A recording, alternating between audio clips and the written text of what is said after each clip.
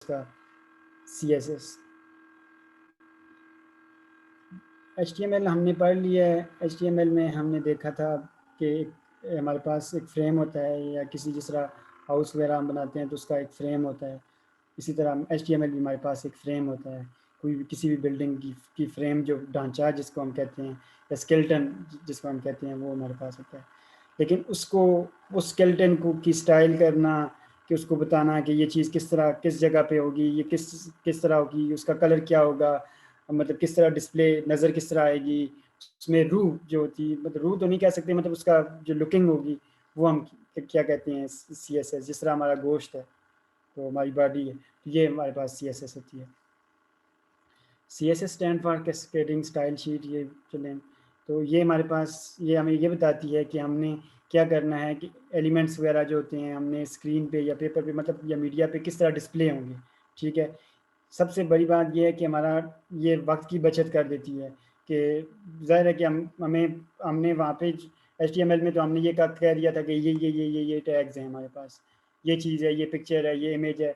लेकिन हमने वहाँ पे ये नहीं कहा था, जिस तरह हमने फॉर्म बनाया था, तो फॉर्म में एक चीज़ उधर जा रही थी, एक चीज़ उधर जा रही थी, हम पेज ब्रेक इस्तेमाल कर रहे थे, इस तरह की चीज़ें इस्तेमाल कर रहे थे। अभी हम इंशाल्लाह ये CSS पढ़ेंगे। उसके बाद हम CSS का एक और फ्रेमवर्क है, बूटस्ट्रैप, इंशाल्लाह पढ़ेंगे। तो वो हमें मतलब और ज़्यादा हमें क्लियर हो जाएगी कि किस तरह हम अपनी चीज़ों को पेज में डिस्प्ले करेंगे। इसमें हमारे पास क्या होता है कि हम एक्सटर्नल स्टाइल शीट्स भी मतलब यूज़ करते हैं, इंटरनल भी यूज़ करते हैं। तो एक्सटर्नल स्टाइल शीट में हमारे पास एक फ़ाइल होती है जिसमें हम CSS लिखते हैं। तो CSS का ऑलरेडी मैंने आपको बताया है कि स्टाइल शीट मतलब ये, इसमें हम क्या करते हैं, CSS की फ़ाइल हम बनाते हैं, उसकी एक्सटेंशन .css होती है। आप में से सारे स्टूडेंट्स ही शुरू से हमारे साथ हैं, फिर भी किसी स्टूडेंट्स को अगर इसमें मसला हो, ये हमने किया हुआ था कि हमने फ़ाइल बनाई थी, अभी भी आज फिर हम दोबारा इसको कर लेंगे। तो ये एक्सटर्नल फ़ाइल के लिए हमारे पास, हम उस फ़ाइल का नाम, जिस तरह हमारे पास HTML की फ़ाइल होती है उसको हम .html लिखते हैं, इसी तरह जब हमारे पास CSS की फ़ाइल होती है .css लिखते हैं। और इस फ़ाइल को हमने किधर इंक्लूड करना होता है, हेडर में इंक्लूड करना होता है। तो उसमें हम क्या करते हैं, हमारे पास पूरी CSS के थ्रू हम क्या कर सकते हैं, हम अब कहते हैं कि with the external style files you can change the look of entire website by changing just one file. कहते हैं कि हमारे पास जो CSS की स्टाइल की फ़ाइल होती है, एक ही फाइल में हम चेंजिंग करके हम अपनी पूरी, हमारी जो वेबसाइट होती है उसका स्ट्रक्चर हम चेंज कर सकते हैं, उसकी लुकिंग चेंज कर सकते हैं।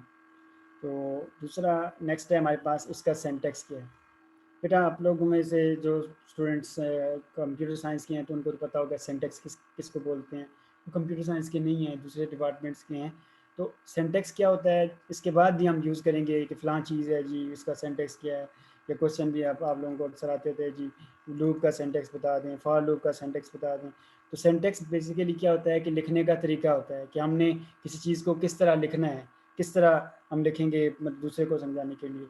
तो उसका बेसिकली हमारे पास जो CSS का जो लिखने का सिंटैक्स है क्या है, सबसे पहले हम सिलेक्टर लिखते हैं। सिलेक्टर मीन कि जिस पे हमने CSS अप्लाई करनी है। सिलेक्टर लिखने के हमारे पास डिफरेंट तरीके हैं। नेक्स्ट हमारे पास टॉपिक जो होगा वो सिलेक्टर का होगा, कि हम किस तरह सिलेक्टर मीन चूज़ कर सकते हैं, उन पे कोई प्रॉपर्टीज़ अप्लाई कर सकते हैं। उसके बाद हमने कोई प्रॉपर डिक्लेरेशन होती है। डिक्लेरेशन में हमने क्या करना होता है, प्रॉपर्टी होती है कोई, और उसकी वैल्यू होती है।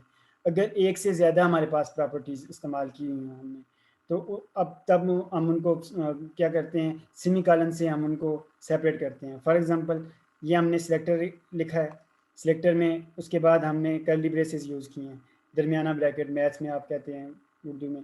तो यहाँ पे हमने कर्ली ब्रेसेस यूज़ की है। इसको एक लाइन में, डिफरेंट लाइन में भी लिख सकते हैं, एक लाइन में भी लिख सकते हैं। उसके बाद हमने प्रॉपर्टी यूज़ की है कलर की। कलर की वैल्यू हमने दे दी है ब्लू। यहाँ पे हम फुल कॉलन डालते हैं इनकी जो प्रॉपर्टी और वैल्यू के दरमियान में, ये as a equal to consider होता है। आई मीन कलर जो होगा, कलर इक्वल टू क्या है, ब्लू है। इसको as a equal to consider करेंगे, लेकिन हम इक्वल टू नहीं डालेंगे, हम फुल कॉलन डालेंगे। ये आपको नज़र आ रहा होगा मेरा माउस। जिस किसी बच्चे को फिर भी समझ ना आ रही हो तो क्वेश्चन कर सकता है। इसी तरह फिर इस ये जो हमने पहला फॉर एग्जांपल हमने सिलेक्टर दे दिया, कोई डिक्लेरेशन दे दी, उसके बाद हम फुल सेमीकोलन लिखेंगे। तो ये सेमीकोलन इसको यहाँ पे मैं सेमीकोलन कह रहा हूँ, लेकिन अभी इसे आप समझ लें, इसको हम स्टेटमेंट टर्मिनेटर बोलते हैं कि मीन ये हमारे पास स्टेटमेंट टर्मिनेट होगी है, ख़त्म होगी है। लैंग्वेज में इंशाल्लाह इसके बाद सी शार्प हम जब वेब पे जाएंगे तो हम सी शार्प वगैरह भी पढ़ेंगे, तो उसमें भी हम हम इसको स्टेटमेंट टर्मिनेटर ही बोलेंगे सेमीकोलन इंग्लिश में। फिर हमने दूसरी जो प्रॉपर्टी इस्तेमाल की है, इसमें क्या इस्तेमाल की है, font size 12 pixel, 12 px pixel. ये हमारे पास यूनिट होती है, मीन के वैल्यू होती है, और इसकी आगे यूनिट होती है। 12 हमारे पास वैल्यू है इसकी, और px मीन के इसकी यूनिट है। ये डिफरेंट यूनिट्स हम इस्तेमाल करेंगे, इसी की ये CSS में आगे हम देखेंगे कौन कौन सी यूनिट्स होती हैं। तो ये हमारे पास बेसिक इसका सिंटैक्स है। सिलेक्टर के बाद करली ब्रेसेस के अंदर हम प्रॉपर्टी लिखते हैं, उस प्रॉपर्टी की वैल्यू, हर प्रॉपर्टी के बाद हम क्या लिखते हैं, सेमीकोलन लिखते हैं। तो आई होप कि आपको समझ। इसकी एग्जांपल हम देख लेते हैं। फॉर एग्जांपल हमारे पास एक पैराग्राफ है, इस पर हमने दो प्रॉपर्टी अप्लाई करनी है। पहली प्रॉपर्टी हमने क्या अप्लाई की है, ये पैराग्राफ के लिए ये मीन हमारे पास ये एक एलिमेंट है, इस पर हमने प्रॉपर्टी अप्लाई करनी है। हमने करली ब्रेसेस, ये स्टार्ट होगी, ये एंड होगी। उसके बाद हमने कलर लिखा, कलर हमने रेड कर दिया। टेक्स्ट अलाइनमेंट हमने सेंटर कर दिया। उसके बाद हमारे पास CSS सेलेक्टर्स कितने कितनी तरह के होते हैं। बेसिकली हमारे पास CSS सेलेक्टर का मतलब क्या होता है कि ये क्या करते हैं, ये फाइंड करते हैं HTML एलिमेंट्स को, जिन पे हमने क्या करना होता है, स्टाइल को अप्लाई करना होता है। फॉर एग्जांपल हमारे पास एक एक टेक्स्ट बॉक्स है किसी भी पूरे पेज में। तो हम क्या करेंगे, हमने हमने कहा है कि फॉर एग्जांपल जेंडर का एक टेक्स्ट बॉक्स है, तो हम कहते हैं कि जेंडर के क्या जो टेक्स्ट बॉक्स है उसका बैकग्राउंड कलर ब्लू हो जाए। तो मीन हम CSS के थ्रू उसको सेलेक्ट करेंगे, उसको फाइंड करेंगे, उस सिलेक्टर को कौन सा जो जेंडर वाला है उसको सेलेक्ट करके उस पर हमने CSS की प्रॉपर्टी अप्लाई करेंगे, तो उसको हम सिलेक्टर बोलते हैं। ये सिलेक्टर हम जब jQuery पढ़ेंगे तब भी हम इसको सिलेक्टर का लफ्ज़ इस्तेमाल करेंगे। अभी से आप देखें कि सिलेक्टर मीन कि कोई प्रॉपर्टी होती है जिसको हम फाइंड करके उस पर हम CSS अप्लाई करते हैं। तो हम 5 तरह के सेलेक्टर्स यूज़ करते हैं। एक सिंपल सेलेक्टर होता है जिसके थ्रू हम एलिमेंट्स वगैरह को डायरेक्ट हम एलिमेंट को या कोई टैग वगैरह टैग नेम के थ्रू सेलेक्ट करते हैं, जिसमें हम नेम भी हो सकता है, आईडी हो सकती है, क्लास। कम्बिनेटर सेलेक्टर मीन कि हम दोनों सेलेक्टर्स की कम्बिनेशन हो सकती है। सोडो क्लास सेलेक्टर्स भी हो सकते हैं, सोडो एलिमेंट सेलेक्टर भी हो सकते हैं, एट्रीब्यूट सेलेक्टर भी हो सकते हैं। ये डिफरेंट सेलेक्टर्स हम आगे इनको देखेंगे कि हर एक सेलेक्टर क्या काम करता है। सबसे पहले हमारे पास CSS एलिमेंट सेलेक्टर है।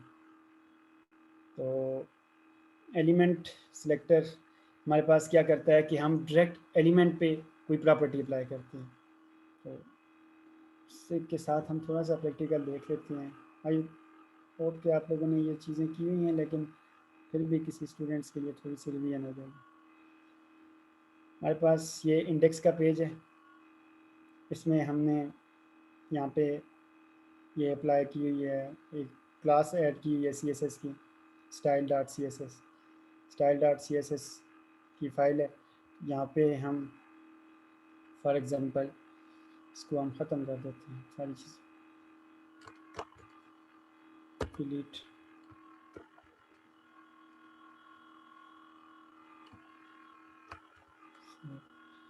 इंडेक्स में से भी हम सारी चीज़ें खत्म। ये हमारे पास ब्लैंक HTML का डॉक्यूमेंट है।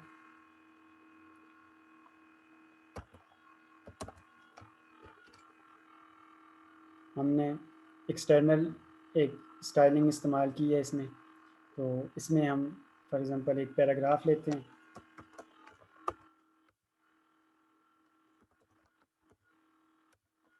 पैराग्राफ में मैंने कुछ टेक्स्ट लिख दिया। हम इस पे कुछ प्रॉपर्टी अप्लाई करते हैं। पहले तो वेब पेज को व्यू करते हैं।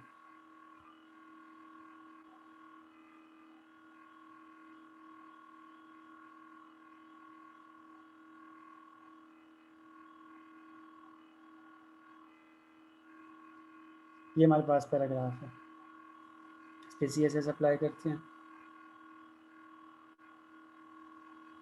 स्टाइल में गया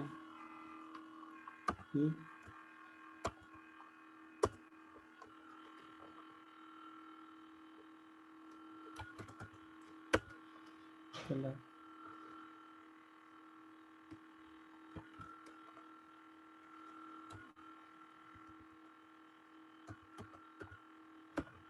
ये क्या कहते हैं, सिंपल कलर यूज़ कर लेते हैं। हमने इस पे ये प्रॉपर्टी है, ये इसकी वैल्यू है। हम फॉन्ट साइज भी कर देते हैं इसको,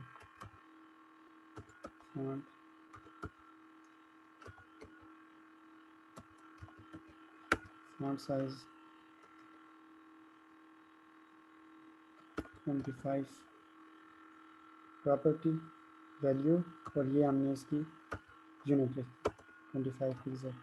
इसको सेव किया, ब्राउज़र में गए, पेज को रिफ़्रेश किया, तो ये देखें हमारे पास कलर ब्लू, फॉन्ट साइज़ हमारे पास 25 है। इस तरह हमने CSS अप्लाई करनी है। नेक्स्ट है हमारे पास सर CSS के लिए हम पहले हम जैसे HTML सेलेक्ट करते थे लैंग्वेज, अब हम CSS लैंग्वेज सेलेक्ट करेंगे उधर से जाके। ख्याल में आप मिक्स कर रही हैं। CSS मतलब HTML के टैग को, HTML जो हमने लिखी होती है उसको स्टाइलिंग देने के लिए, उसको कलरिंग देने के लिए, उसको किसी मतलब स्पेसिफिक प्लेस पे हमने रखने के लिए हम CSS करते हैं। यहाँ पे हमने जस्ट देखें, ये हमारे पास HTML लिखी हुई है, यहाँ पे ये पैराग्राफ है, यस ये सर। HTML लिखी हुई है। तो यहाँ पे यस हमने सर। क्या किया है, CSS की एक फ़ाइल इंक्लूड की है, style dot C G S sir. S. इसको जी लिखने जी। का लिए इतना कुछ भी नहीं है, लिंक का टैग, जी सर ये पता है। लिंक लिंक का टैग यहाँ पे इस जिस फोल्डर में हमारे पास CSS पड़ी हुई है, हमारे पास CSS जी का सर। फोल्डर है, उसमें हमारे पास स्टाइल। नहीं ये तो पता है, लेकिन जो आपने अलग से वो आगे स्टाइल के लिए ओपन किया वो पूछ रही हूँ।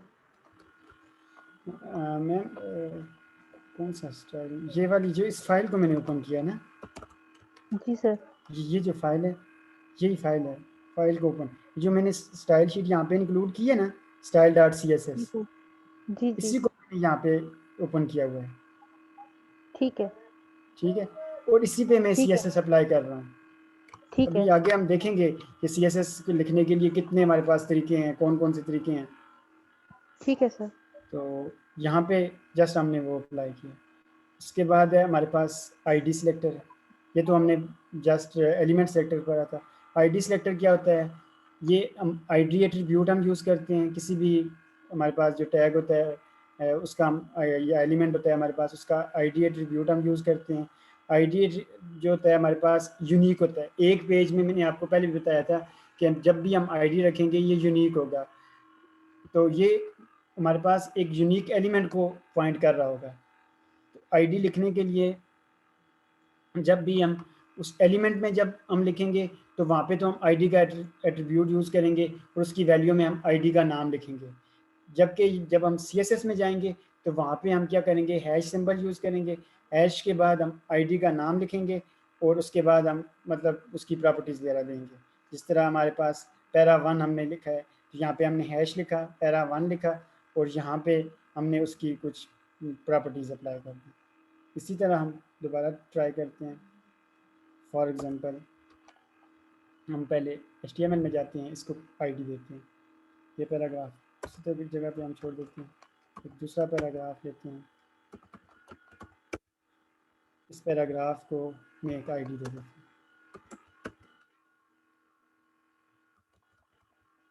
पैरा 2। इसका नाम मैंने यूनिक रखना है, कुछ भी रख सकते हैं, मैंने पैरा 2 रख दिया है। इसको मैंने अभी क्या करना है कि अपनी CSS में यूज़ करना है। तो क्या सबसे पहले हम हैश यूज़ करेंगे, और ये मैंने पैराग्राफ लिख दिया।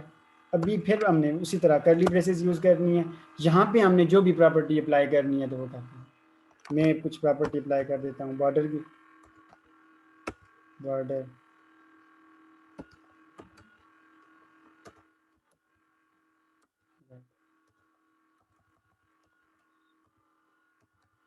सॉलिड रेड, तो मैंने कहा कि 3 पिक्सल सॉलिड रेड होगा, और उसके अलावा मैं अप्लाई कर देता हूँ बॉर्डर रेडियस,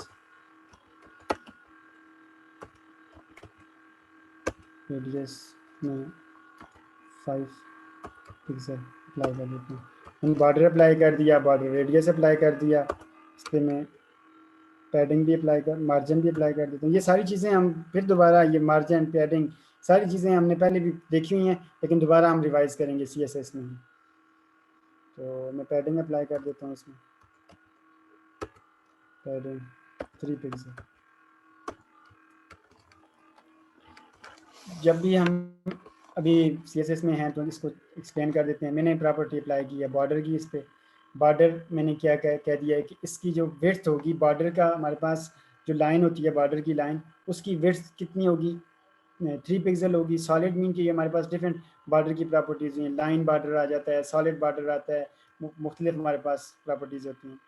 उसके बाद मैंने उसका कलर दे दिया, स्पेस, यहाँ पे हमने ये तीनों चीज़ें, 3 मुख्तलिफ चीज़ें हम मैंने इसको बताई हैं, लेकिन दरमियान में मैंने स्पेस जस्ट डाली है। तो ये मैंने कह दिया, इसका कलर मैंने बता दिया कि ये रेड है।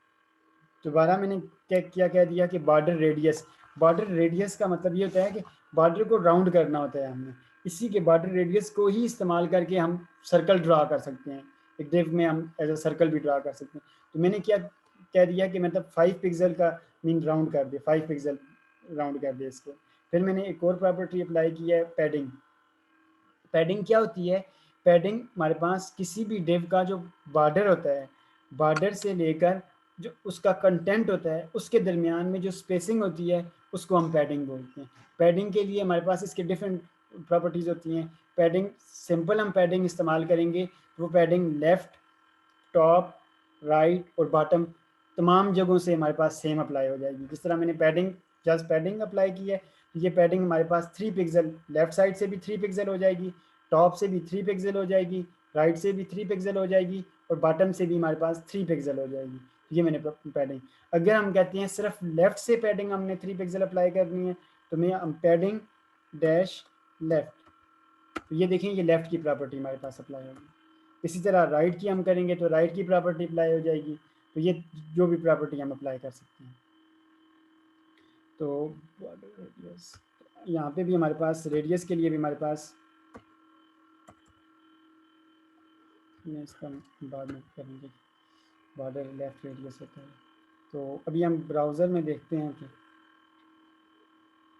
पेज को रिफ़्रेश करते हैं तो ये हमने क्या कह दिया, 3 पिक्सल का हमारे पास बॉर्डर लगा हुआ है।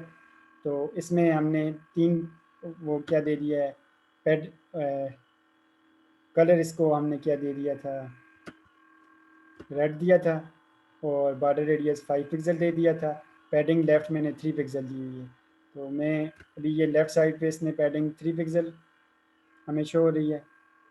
अभी हम क्या करते हैं कि ये हम कहते हैं कि ये पूरी पैडिंग इसकी 10 पिक्सल आ जाए, थोड़ा सा हमें समझ भी नज़र भी आए कि पैडिंग लगी हुई है या नहीं।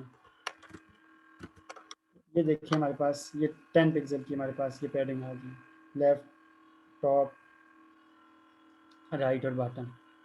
तो ये इस तरह हम प्रॉपर्टीज़ अप्लाई कर सकते हैं। तो ये एज अ आईडी हमने यूज़ किया।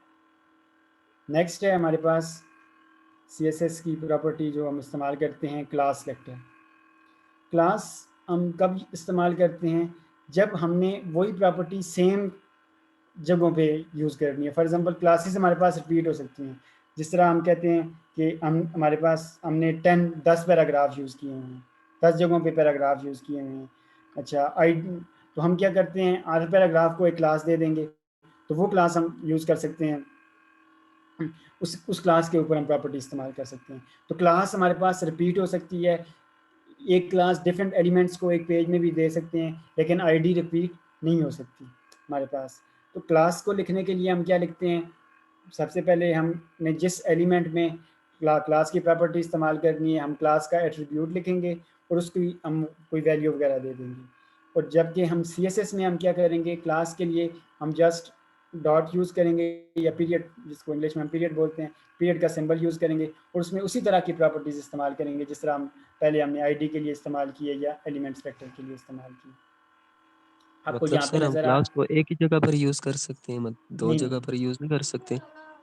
क्लास को हम 2 जगहों पे भी यूज़ कर सकते हैं, एक जगह पे भी यूज़ कर सकते हैं, एक से ज़्यादा मीन क्लास को एक या एक से ज़्यादा जगहों पे हम इस्तेमाल कर सकते हैं एक पेज में, जबकि आईडी को सिर्फ एक पेज में एक जगह पे इस्तेमाल कर सकते हैं।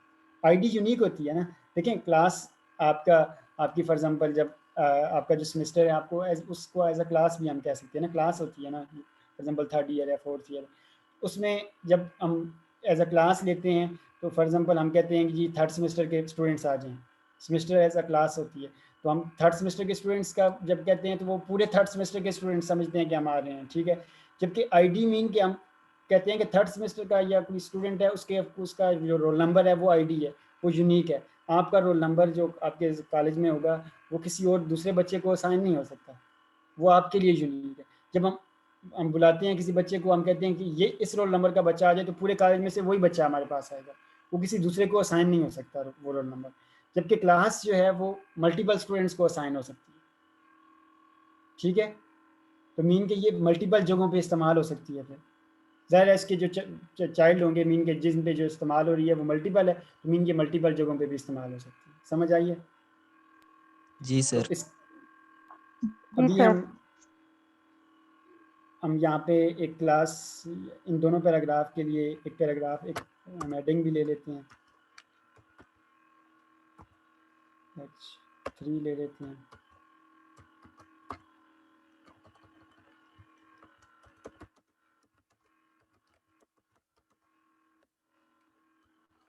अभी हम क्या करते हैं कि इन तीनों पे एक क्लास इस्तेमाल,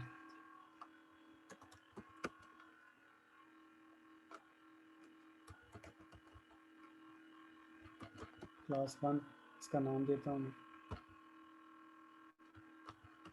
इसको भी मैं ये क्लास दे देता हूँ, इसको भी मैं क्लास दे देता हूँ, इसको भी मैं क्लास, इन तीनों को मैंने क्लास दे दी। कोई और एलिमेंट होता है उसको भी हम वो क्लास दे सकते थे। अभी हम इस पर कोई प्रॉपर्टी अप्लाई करते हैं।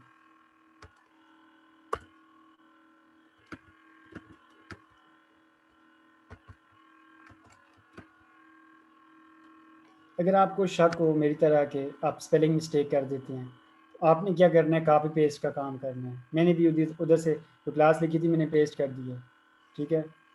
तो अब मैंने उधर से कॉपी किया इस क्लास को, पीरियड डाला, इसको पेस्ट कर दिया। क्योंकि शुरू में जब स्टूडेंट्स काम कर रहे होते हैं तो शुरू में भी यही होता है कि बंदा जब लिख रहा होता है तो कहता है कि ये मैंने वही यूज़ की है, लेकिन वो उधर नहीं होती, वो चीज़ नहीं होती। उसकी या तो स्पेलिंग आगे पीछे हो रहे होते हैं, या उसने अपर केस लोअर केस में कुछ गलतियाँ की होती हैं। लेकिन HTML हमारे पास केस सेंसिटिव नहीं है, दूसरी लैंग्वेजेस में हमें इशू आता है। तो इस पर हम क्या करते हैं, बैकग्राउंड कलर अप्लाई कर देते हैं।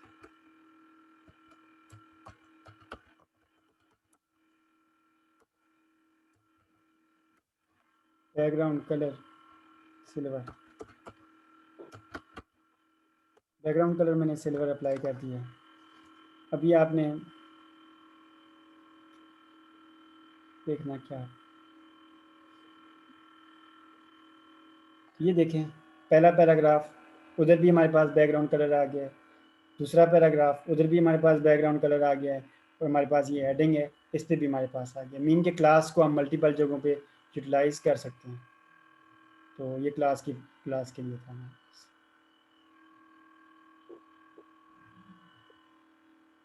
नेक्स्ट है हमारे पास, अच्छा दूसरी, हम क्लास को मीन के कम्बिनेशन के साथ भी कर सकते हैं। हम कहते हैं कि ये फॉर एग्जांपल हमने कह दिया कि कोई हेडिंग है या कोई और चीज़ है, यहाँ पे इसने क्या कहा हुआ है, ये पैराग्राफ है, इसकी जो क्लास है उस पर अप्लाई कर दो, पैराग्राफ की क्लास पे अप्लाई कर दो।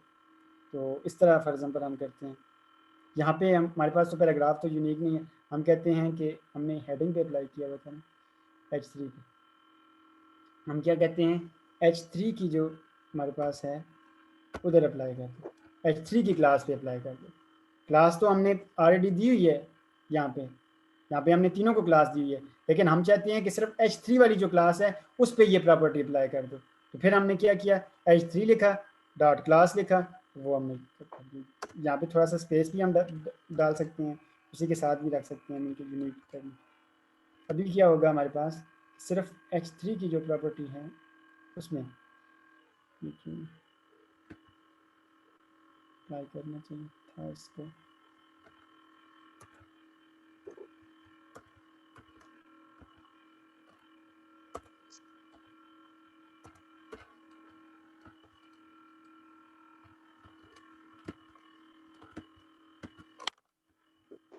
ये स्पेस नहीं मांग रहा। तो आपने क्या करना है कि ये अभी देखें अप्लाई जो हुआ है, बेशक आप कैपिटल भी रख सकते हैं। मैंने कैपिटल रखा, स्मॉल रखा, केस सेंसिटिव है ये नहीं है, सॉरी केस सेंसिटिव नहीं है, तो आप रख सकते हैं, लेकिन बेहतर ये है कि मैं यहाँ पे स्मॉल ही रख देता हूँ। तो अब हमने ये पॉइंट कर दिया कि ये हेडिंग जो है हमारे पास हेडिंग है, उस पर ये अप्लाई कर दो। हेडिंग 3 जो हमने कहा था उसमें जो क्लास थी उस पर ये प्रॉपर्टी अप्लाई कर दो, हमारे पास ये हेडिंग 3 पे ही प्रॉपर्टी अप्लाई है। अभी अगर हम कहते हैं पैराग्राफ पे अप्लाई कर दो, तो वो पैराग्राफ अभी हमारे पास टाइम आउट हो गया है, तो आई थिंक 9 मिनट रहते हैं हमारे पास। 9 मिनट बाद हमारी क्लास ख़त्म हो जाएगी, 9 मिनट में हम इसको इंशाल्लाह वाइंड अप कर लेते हैं।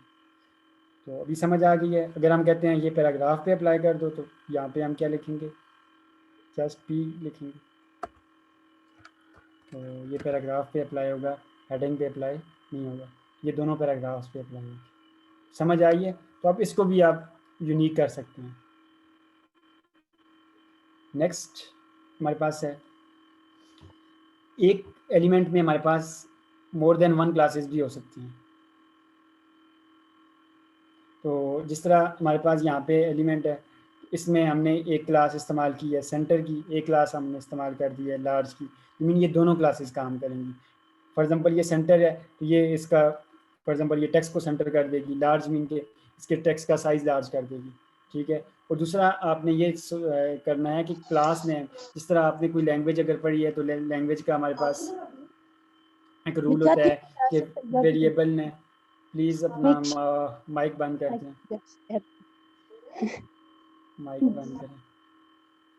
तो हमारे पास वेरिएबल का एक रूल होता है कि हमने क्या करना होता है, variable name should not be start with numbers. इसी तरह हमारे पास जो क्लास का नेम होता है वो भी नंबर से हम स्टार्ट नहीं कर सकते। इसी तरह आईडी का नाम हम नंबर से स्टार्ट नहीं कर सकते, हमेशा हम कैरेक्टर से स्टार्ट करेंगे। ये भी आपने इस चीज़ का ख्याल रखना है। तो ये नंबर से स्टार्ट नहीं हो सकता। और एक से ज़्यादा क्लासेस भी हम अप्लाई कर सकते हैं, यही चीज़ें हम अप्लाई करते हैं। 2 क्लासेस बनाते हैं, एक सेंटर की और एक लार्ज की, उसको अप्लाई करते हैं इसी जगह पर, डॉट सेंटर।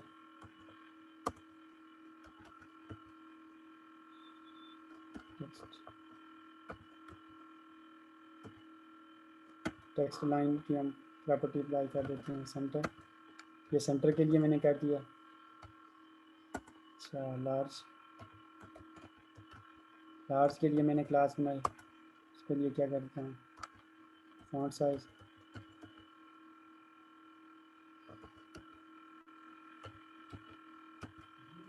साइज में कर देता हूँ 32 पिक्सल।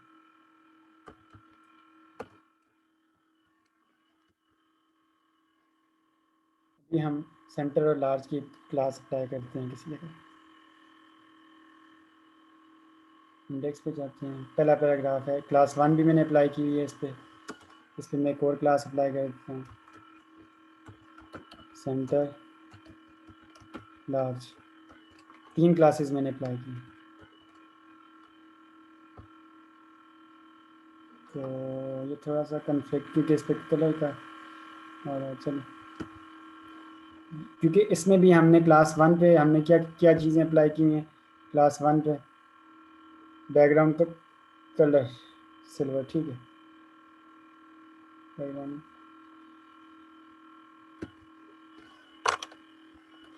तो ये देखें मैंने इस पर अप्लाई की है, ये टेक्स्ट को सेंटर कर दिया है इसने, और फॉन्ट साइज इसने लार्ज कर दिया है।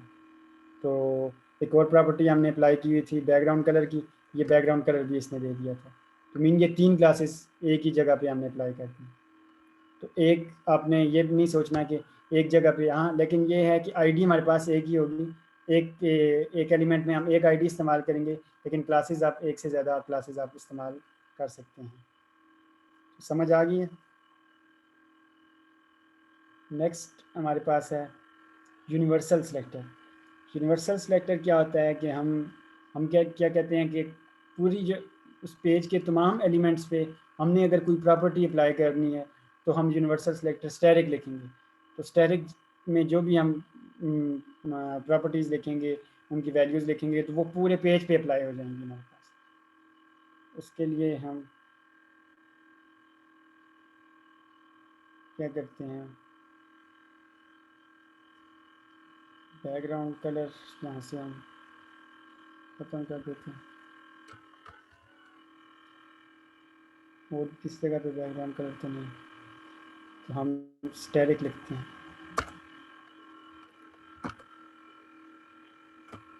अभी क्या करेगा कि हम यहाँ पे बैकग्राउंड कलर की प्रॉपर्टी इस्तेमाल,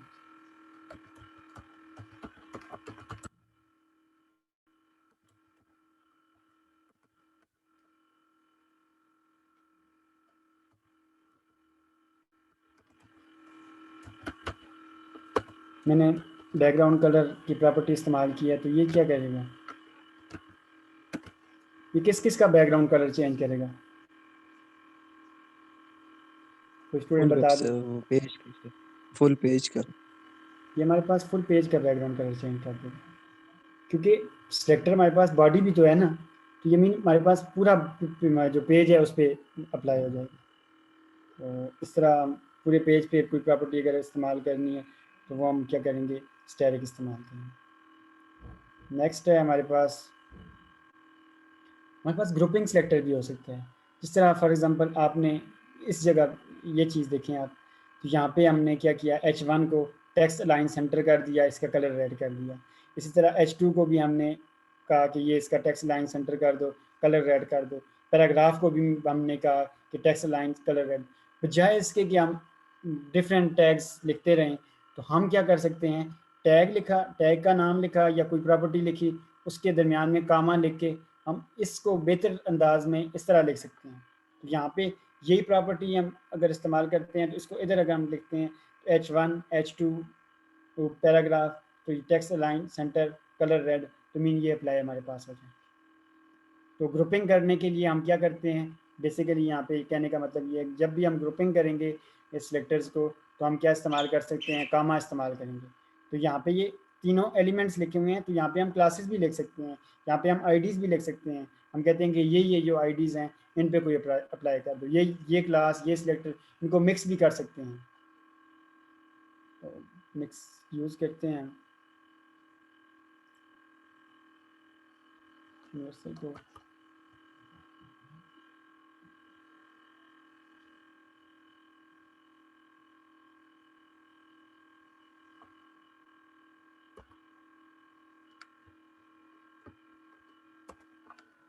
हम कहते हैं एक पैराग्राफ H3, और हमने क्या यूज़ किया हुआ है, पैराग्राफ H3, और एक और चीज़ हम यूज़ कर सकते हैं, एक लेबल यूज़ कर लेते हैं।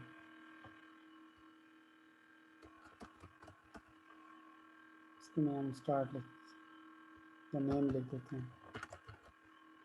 इसको हम क्या दे देते हैं, एक आईडी दे देते हैं।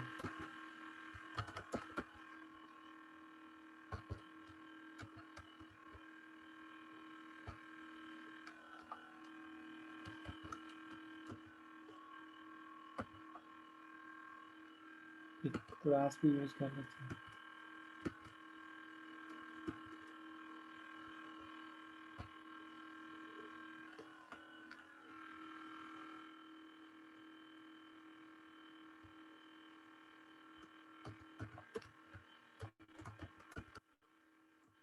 हम इन पे प्रॉपर्टी अप्लाई करें।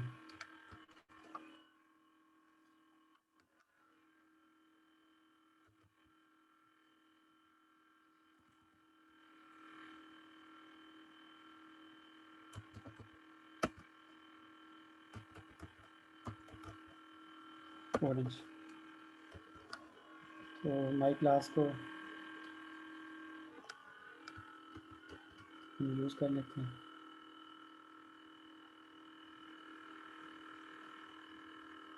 पैराग्राफ पे तो अप्लाई होगा ऑलरेडी।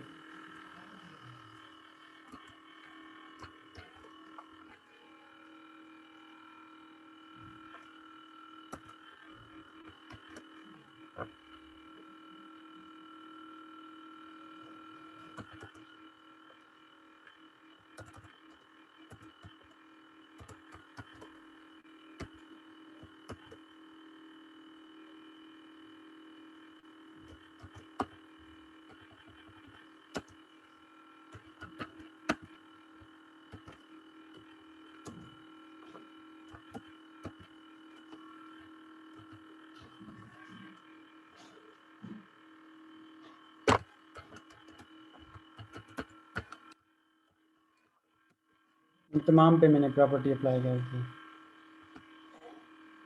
रिफ्रेश। तो ये देखें, मैंने कहा पैराग्राफ, हेडिंग,